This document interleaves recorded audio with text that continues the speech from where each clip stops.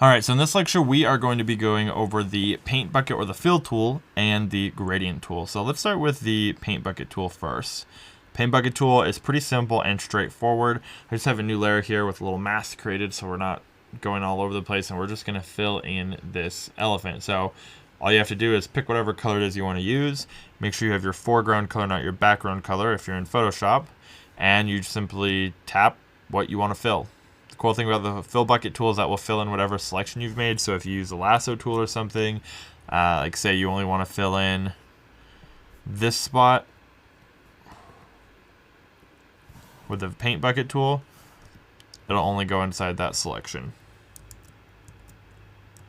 So the other tool that is probably a little bit more useful is the gradient tool. So if we come over here and select the gradient tool, you can pick what color you want your gradient to be. So for example, you come over here and choose the background foreground color. So it's going to go based off of whatever you have selected for your foreground, which we'll do, let's just do, excuse me, this color, and for our background we can do this color.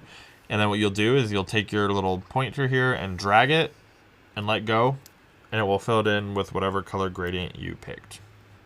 And depending on, how much you drag, it's going to determine where the gradient starts and stops. So for example, if we start here and end it here, what's going to happen is that the foreground color is going to start its fade from teal to orange wherever we started, and it's going to end wherever we stopped, and then everything below that is just going to be the fill color of whatever we had before.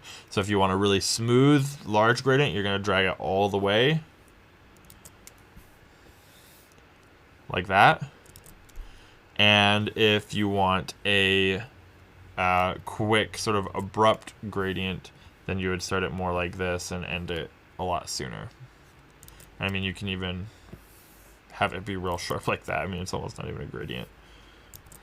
There's other things you can do as well, though. So if we come back up here and go ahead and click on that little setting icon, click New Gradient.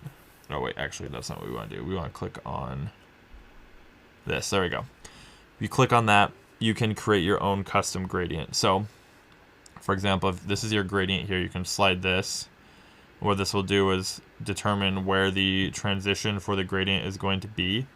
So if you want to be mostly blue and then turn orange right at the end, you can do that. Or the cool thing you can do is you can add other colors into this mix. So let's say we put a point down here and we want it to kind of shift into yellow on the way there. And then let's do another one over here, and we want this one to shift to, let's say, red. No, let's do blue. Now we'll have a gradient, and when we drag it, we'll hit all of these colors as it goes across. All right, so that's a gradient tool. Some useful things you could use it for are filling in huge sections of shading where you want to start out with just a really rough lighting scenario where, I mean, we're talking really rough where it's light on top and dark on the bottom, and then you go in and start painting over that. Especially it works good for things that are not organic, or if you're trying to fill in a sky in the background really quickly. Has a lot of useful uses. So that is it for the gradient tool and the paint bucket tool, and I'll see you guys in the next lecture.